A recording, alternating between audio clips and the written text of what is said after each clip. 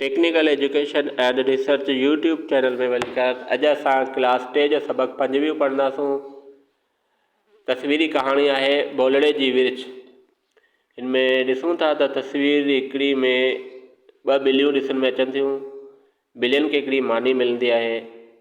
तस्वीर ॿ में ॿिलियूं पाण में विढ़ंदियूं आहिनि त आऊं वधीक वठां या आऊं वठां, ॿई पाण में विढ़ंदियूं आहिनि।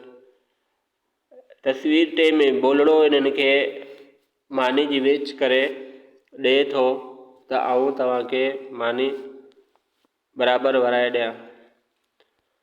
चौथी तस्वीर में तव्हां ॾिसंदा त बोलड़ो जे पासे वधीक हूंदी आहे उतां मानी खाए वठंदो आहे ऐं ईअं कंदो कंदो हू ॿई पासनि खां खाईंदो वेंदो आहे ऐं वज़न हिकु जहिड़ो कोन वेंदो आहे। नेठि छहीं तस्वीर में छा थींदो आहे त मानी सॼी ख़तमु थी वेंदी आहे ऐं बोलड़ो भॼी वञे थो ऐं नतीजो इहो निकिरंदो कहाणी जो त पाण में झगड़ो करण सां टियों माण्हू फ़ाइदो वठी वञे थो।